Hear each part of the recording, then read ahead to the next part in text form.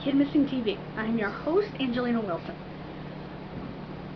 Today we'll be talking about the case of the little boy in the blue trunk. This little boy was between the ages of 3 and 5 when he was found wrapped in a blanket and a tarpaulin on April 23rd, 1976 in a blue trunk pictured in the poster.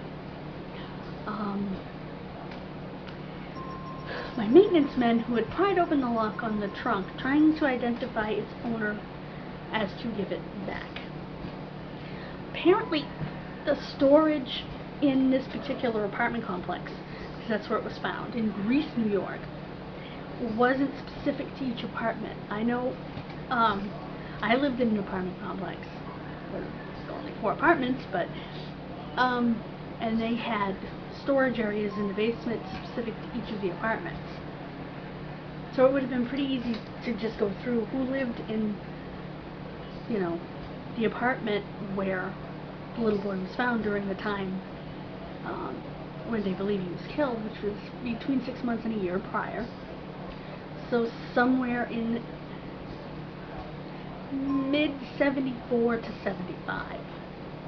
He was wearing a plastic diaper with a pin. I don't quite understand that. If somebody could explain why you would pin a plastic diaper, that'd be great. Because I would be not much older than this child, not much younger, than this child, because I was born in 74. This child would have been born around 72, 73. Maybe 74. So if you could explain that to me, that'd be great, because I haven't got a clue. That confused me so much that in my notes I wrote, huh? Because I thought cloth diapers were pinned. I even asked my mother about this, and she wasn't sure. He was also wearing a woolen pajama top. It was blue with brown trim around the cuffs and whatnot, and it had on the left chest, it had a patch with an embroidered baby deer, which people have called Bambi. Now, whether this was a Disney licensed thing, I don't know. They never said. And I think there are a lot of things that they haven't said. Anthropologists were able to show through his bones there was malnutrition in areas of retarded growth. And when I say that, I use that word by its definition: slowed. And that he may have had disabilities. He had a protrusion on the left back of his skull, and it appeared evidently to anthropologists that he could not walk, that he had never walked. Maybe this explains the diaper at 3 to 5 years old. I don't know. But I think they're holding some things back, more specifics about his issues. My guess would be he was killed by a caregiver, whether that was family or guardian or whatever. My guess would be he was a caregiver. And I kind of hope he was dead before he was wrapped in a blanket, wrapped in a tarp, and stuffed in a trunk. I would hate to think that he suffocated in the trunk.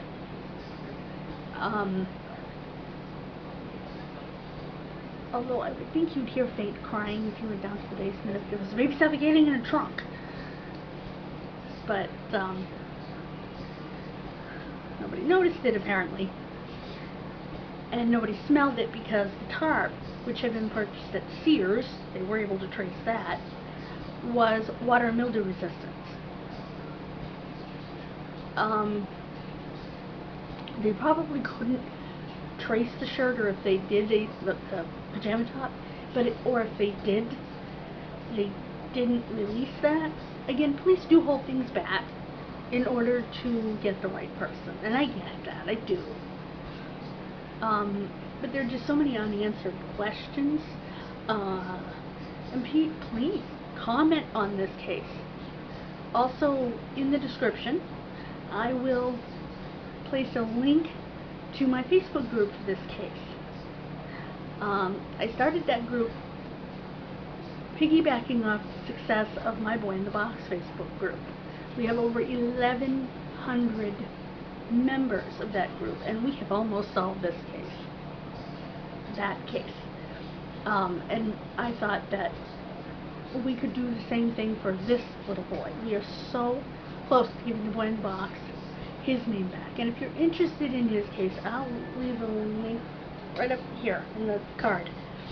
Sorry, I have a hard time because if I'm pointing to where I want to be pointing to, I'm pointing in the opposite direction on camera, so, because everything's backwards.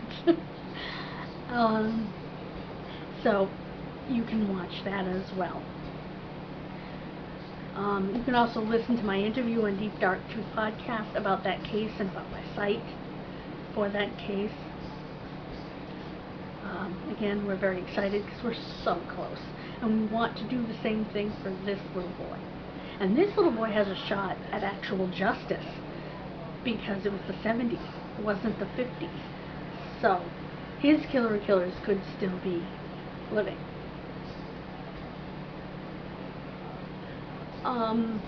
If you have any information, you can call Detective Robert Zerby at 1-585-753-5914. That's 1-585-753-5914.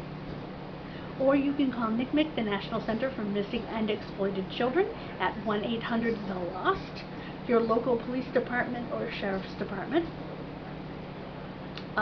Detective Zerby is at the Greece, New York Police Department, I believe.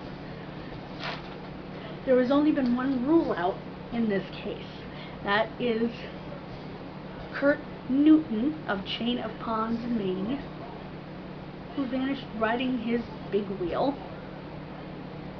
while his parents were camping. His big wheel was found in a dump not far from the campsite. This was August 31st, 1975. In 2018, this boy's case was featured in the University of South Florida's The Art of Forensics exhibit. The University of South Florida is one of the best, one of the top in forensic anthropology, and they use them a lot all over the country for cases, for reconstructions of skulls, for sex, height, any abnormalities in a skeleton. They just use them because they're amazing. Gender, anything you can think of that you can get from a skeleton, which is amazingly a lot. He was either, this little boy, white or Native American. He looks a little bit Native when you look at his picture, and I wonder if he was like both. And that sort of makes sense because he seems to have been born in the Pacific Northwest according to the isotope testing, and at some point lived in the Southeast, then wound up in New York. It almost sounded to me when I was reading the isotope results that he was never alive when he came to New York. I could be incorrect, but it seemed to me that's what they were saying. Those are the two places he lived, which means two places he ate, drank, and was actually breathing, so to speak. So I'm wondering if he was brought to New York in the trunk. And also, when you have that kind of movement from the Pacific Northwest all the way to the Southeast, all the way up to New York, I wonder about job travel or military movements, you know, being transferred to different places, because it's a short period of time. We're talking 3 to 5 years So I'm wondering again about work movement, military, family possibly, anything like that. I also think they need to plaster his picture all over the Pacific Northwest, which for those who may not know exactly what that is, that would be Washington, Oregon, and I think part of Idaho would be, that's Pacific Northwest, that skinny part of Idaho, and Washington and Oregon. But primarily Washington and Oregon. Maybe parts of northern California up on the Oregon border even. But plaster that picture all over that area.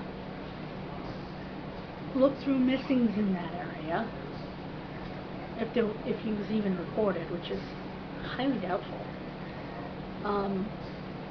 Or maybe look at unidentifieds in that area that could be a parent or guardian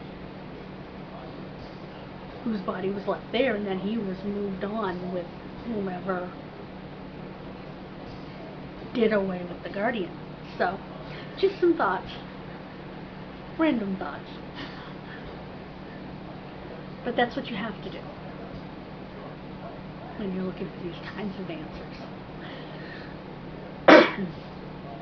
Thank you for joining me. Have a great day. We will see you Wednesday when we discuss the case of Ricky Lane Thomas Jr. Ricky went missing 1977 from Bristow, Indiana. He was 13 years old. Thank you so much and God bless.